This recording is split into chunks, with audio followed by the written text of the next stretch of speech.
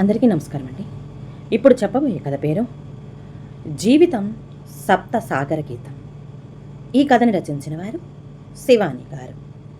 ఇక కథలోకి వెళ్ళిపోతే, ఆయన గారికి చాకరీ చేయడం కోసం నేను షాపుకు వెళ్లకుండా ఇంట్లోనే ఉండాలట.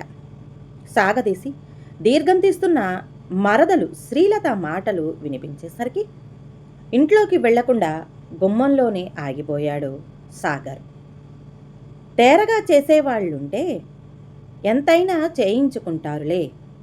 మరి ఆయన గారి భార్యను ఎందుకు పని చేయించడట?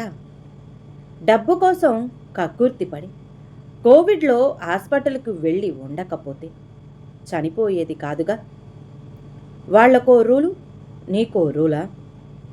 అయినా వండి పెడుతుంటే ఇంత తిని తన పనేదో తాను చూసుకోవాలి గాని ఇలా ఆర్డర్లు వేస్తే ఎలా? పక్కింటావిడ అంటుంది. ఆ మహాతల్లేమో కోవిడ్ వచ్చిపోయింది. ఆయన గారి పిల్లలేమో తల్లిపోయిన బాధ ఏమాత్రం లేకుండా చదువు వంక పెట్టుకొని అమెరికా చెక్కేశారు.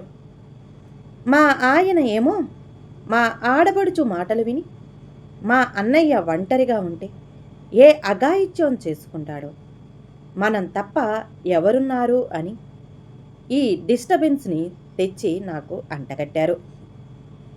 ఇప్పుడు ఈయనకి చాకిరి చెయ్యలేక నా చావుకొచ్చింది, కోపంగా అంది శ్రీలత. ఇక ఇంట్లోకి వెళ్ళలేక అట్నుంచటే తన ఇంటికి వెళ్ళిపోయాడు సాగర్. రాధా రాణి నిలయం అన్న అక్షరాల వైపు మైమరిచి చూశాడు. సాగర్ని చూసి అవుట్ హౌస్లో ఉండే రాజమ్మ హడావుడిగా వచ్చి, బాగున్నారా సార్ అని పలకరించింది. ఇంటికి శివమ్మ అన్నాడు సాగర్. క్షణాల్లో ఇంటి తాళం చేతులు తెచ్చి సాగర్ చేతిలో పెట్టింది. ఇంట్లోకి వెళుతున్న సాగర్ వైపు బాధగా చూసి, ఎలా ఉన్న మనిషి ఎలా అయిపోయాడు. రాధమ్మ తనతో పాటే సార్ సంతోషం కూడా తీసుకువెళ్ళిపోయింది అని మనసులోనే నిట్టూర్చింది. ఇంట్లోకి వెళ్ళి భార్యను తలుచుకుంటూ చాలాసేపటికి కలత నిద్రపోయాడు సాగర్. డాక్టర్లైన రాధారాణి సాగర్లు 25 ఏళ్ల క్రితమే ప్రేమించి పెద్దల అంగీకారంతో పెళ్లి చేసుకున్నారు. అస్తవాసి మంచిదని ఇద్దరికీ మంచి పేరు ఉంది. ఇద్దరూ డాక్టర్లు కావడం, బాగా సంపాదించడం వల్ల తల్లిదండ్రులు ఇచ్చిన ఇంటిని తమ్ముడు శ్రీధర్కు ఇచ్చి తమ కోసం వేరే ఇల్లు కట్టించుకున్నారు. ఎంతో ఇష్టంగా కట్టించుకున్న ఆ ఇంటికి సాగర్ రాధారాణి నిలయం అని పేరు పెట్టుకున్నాడు. వాళ్లకు 2 కొడుకులు, అజిత్ మరియు సుజిత్. మంచి క్రమశిక్షణతో పెరిగి బాగా చదివి అమెరికాలో ఎంఎస్ చేస్తున్నారు. రాధ బిజీ డాక్టర్ అయినప్పటికీ ఇంటిని, పిల్లలని చక్కగా చూసుకునేది. పండుగలకు ఆడపడుచులని, మరిదిని, తోడికోడలను పిలుచుకొని వాళ్లను, వాళ్ల పిల్లలని ఆప్యాయంగా చూసుకునేది.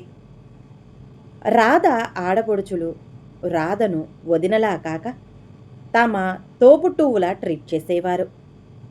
ప్రేమగా చూసుకునే భర్త, తెలివైన పిల్లలు, మంచి కుటుంబం ఉండి ఏ కష్టాలు లేకుండా ఎంతో సంతోషంగా ఉన్న రాధకు 42 ఏళ్ల వయసులో హార్ట్అటాక్ వచ్చింది. ఇద్దరూ డాక్టర్లే కావడం, వెంటనే గుర్తించడం వల్ల సర్జరీ జరిగి రాధ ప్రాణగండం నుండి బయటపడింది. అందరూ తన మంచితనమే తనను కాపాడిందని అన్నారు. ఇది జరిగిన 2 ఏళ్లకే కోవిడ్ సెకండ్ వేవ్లో రాధ, సాగర్ ఇద్దరికి కోవిడ్ పాజిటివ్ వచ్చింది. సాగర్ కోవిడ్ నుండి బయటపడిన ఆల్రెడీ గుండె సమస్య ఉన్న రాధ కోవిడ్ మహమ్మారికి బలైపోయింది. పిల్లలిద్దరూ హుటాహుటిన ఇండియా వచ్చేశారు. సున్నిత మనస్కుడైన తండ్రిని ఒంటరిగా వదిలి వెళ్ళడం ఇష్టం లేక ఇక అమెరికా వెళ్లకుండా ఇక్కడే ఉంటామన్నారు పిల్లలిద్దరూ. సాగర్ ఒప్పుకోలేదు.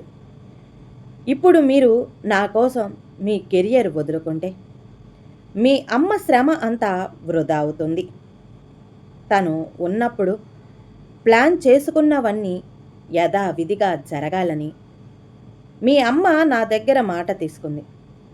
మీ కెరియర్ ప్లానింగ్ అంతా అమ్మ ఉన్నప్పుడు ఎలా జరిగిందో తను లేకపోయినా అలాగే జరగాలి అన్నాడు సాగర్. సాగర్ చెల్లెలు, తమ్ముడు కూడా పిల్లలకు ధైర్యం చెప్పారు. 50 ఏళ్ల సాగర్ తమ్ముడు ఇంట్లో ఉండేటట్టుగా సాగర్ పిల్లలు, చెల్లెలు సాగర్ని ఒప్పించారు. తమ్ముడు ఇంటికి వచ్చాక కానీ సాగర్కు తమ్ముడి ఇంటి పరిస్థితి తెలియలేదు. తమ్ముడి భార్య శ్రీలతకు నోటి దురుసు ఎక్కువ.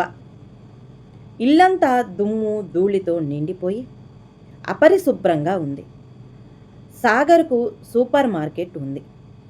శ్రీలత ఆదరా బాదరాగా ఉదయం వంట చేసి డైనింగ్ టేబుల్ మీద పెట్టి భర్తతో పాటు రోజు పొద్దున్నే సూపర్ మార్కెట్కు వెళ్ళి రాత్రి 10 తర్వాత ఇంటికి వస్తుంది. శ్రీలత పిల్లలకు తిండి, చదువు ఏ విషయం మీద ధ్యాస ఉండదు. ఇంట్లో ఉన్నంతసేపు పిల్లలు అస్తమానం మొబైల్కు అతుక్కుపోయి ఉంటారు. సంవత్సరాల తరబడి రాధ చేత్తో రుచికరమైన భోజనం చేయడం అలవాటైన సాగర్కు శుచి శుభ్రత లేకుండా రుచిపచి లేని శ్రీలత వంటలు రుచించకపోయినా సర్దుకుపోయాడు. హాస్పిటల్ నుండి ఇంటికి వచ్చాక కనీసం టీ ఇచ్చేవాళ్ళు ఉండరు. పొద్దున వండినవే రాత్రికి తనే పెట్టుకొని తినాలి. శ్రీధర్ బిజినెస్ లాస్లో ఉందని, పీకల మీద అప్పులు ఉన్నాయని సాగర్ దగ్గర లక్షల్లో డబ్బులు తీసుకున్నాడు.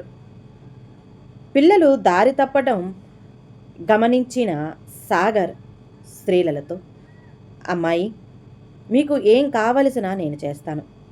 నువ్వు పిల్లల దగ్గరే ఉండి వాళ్ళ మంచి చెడులు చూసుకో. పిల్లల్ని సరైన దారిలో పెట్టు అన్నాడు. ఆ మాటలు శ్రీలతకు నచ్చలేదు. చాలాసేపు సాగర్తో ఆర్గ్యుమెంట్ చేసింది. సాగర్ అక్కడితో ఆ విషయం వదిలేశాడు. కానీ శ్రీలత వదలలేదు. భార్య చనిపోయిందని, పెద్ద వయసు వాడని చేరదీస్తే తమ నీడన ఉండి తమ తిండి తింటూ తననే టార్చర్ చేస్తున్నాడని బంధువులకు, ఇరుగు పొరుగు వారికి ప్రచారం చేసింది. సాగర్ ఇంటి ఖర్చులకని నెలకు 25,000 ఇచ్చే విషయం కానీ, భర్త అప్పులున్నాయని చెప్పి లక్షల్లో డబ్బులు తీసుకున్న విషయం కానీ ఎవరికీ చెప్పలేదు. హాస్పిటల్ నుండి అలసిపోయి ఇంటికి వచ్చిన సాగర్ శ్రీలత మాటలు విని తన ఇంటికి వెళ్ళిపోయాడు. పొద్దున్నే డోర్ మెల్లు మోగుతుంటే వెళ్ళి తలుపు తీశాడు. ఎదురుగా చెల్లి మహతి మౌనంగా సాగర్ వెనకాలే లోపలికి నడిచి సాగర్ పక్కన కూర్చొని 2 చేతులు పట్టుకొని ఏ ఉపోద్ఘాతం లేకుండానే, ఏం జరిగిందన్నయ్యా అని అడిగింది. సాగర్ జరిగిందంతా చెల్లికి చెప్పాడు. మహతి ఆ రోజు సాగర్ ఇంట్లోనే ఉండి సాగర్ హాస్పిటల్కు వెళ్ళాక మేనల్లులతో సంవత్సరం నుండి శ్రీధర్ ఇంట్లో సాగర్కు జరిగిన అనాదరణ, అవమానాలు, సాగర్ కుంగిపోతున్న విషయం అన్నీ చెప్పి కన్నీళ్లు పెట్టుకుంది. అజిత్, సుజిత్ ఇద్దరూ చాలా బాధపడి మేనత్తతో, అత్త, మా అమ్మ చనిపోవడం మనందరికీ తీరని లోటు. నాన్నగారికి అందరికంటే పెద్ద లోటు. కానీ ఇంతటితో నాన్న జీవితం అయిపోలేదు. Is just 50. నాన్నగారికి ఇంకా చాలా లైఫ్ ఉంది, చాలా సాధించాల్సి ఉంది. ఆయన ఎవరి పంచనా ఉండి ఏ అవమానాలు పడాల్సిన అవసరం లేదు. రేపు మాకు పెళ్ళిళ్ళయి మా భార్యలు వచ్చిన పిన్నిలాగే బిహేవ్ చేయొచ్చు, లేదా ఇంకో ఓసుగా కూడా బిహేవ్ చేయొచ్చు. నాన్నగారికి మళ్ళీ పెళ్లి చేద్దామత్తా అన్నారు పిల్లలిద్దరూ ముక్తకంఠంతో. మహతికి ఏమోలో అన్నకి మళ్ళీ పెళ్లి చేయాలని ఉన్నా ఈ మాట పిల్లల నుండి వస్తుందని ఊహించలేదు. వదిన్ని అంతగా ప్రేమించిన ఆయన ఇంకో పెళ్లి చేసుకోలేరురా అన్నది మహతి. అది నువ్వు మాకు వదిలే అత్తా, మేము ఒప్పిస్తాం, నువ్వు సంబంధాలు చూడు అంటున్న మేనల్లులలో మహతికి వదిన రాధ కనిపించింది.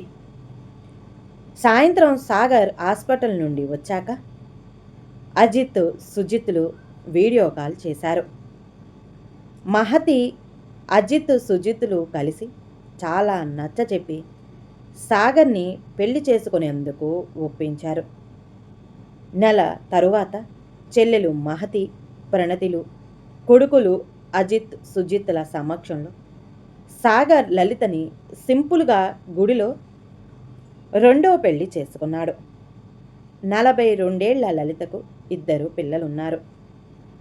సాగర్, లలిత ఇద్దరు పిల్లల బాధ్యత తీసుకున్నాడు.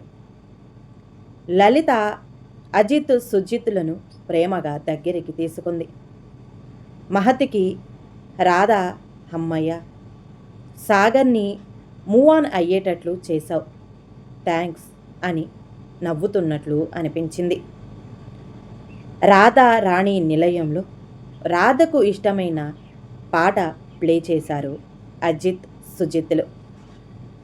జీవితం సప్తసాగర గీతం, వెలుగు నీడల వేదం, సాగని పైన కళ ఇలా కౌగిలించే చోట, కళ ఇలా కౌగిలించే చోట.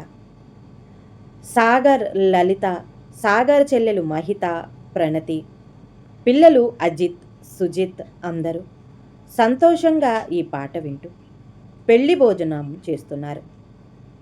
శ్రీధర్ ఇంట్లో మాత్రం శ్రీధర్ భార్య శ్రీలతను నీ నోటి దురుసుతనంతో బంగారు గుడ్లు పెట్టే బాతును కోసావు కదే అని తిడుతున్నాడు.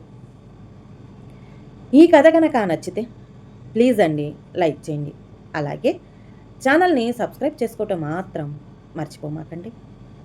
మీ విలువైన అభిప్రాయాన్ని కామెంట్ బాక్స్లో కామెంట్ చేయండి. అందరికీ ఇంకొక విషయం అండి, చాలామంది టెక్స్ట్ ఒకటే పెట్టొచ్చు కదా, ఫేస్ ఎందుకు పెడుతున్నారు అని అడుగుతున్నారండి. యూట్యూబ్ రూల్స్ ప్రకారం ఫేస్ పెట్టాల్సి వస్తుందండి. అందరూ అర్థం చేసుకుంటారని ఆశిస్తున్నాను. అందరికీ ధన్యవాదాలండి.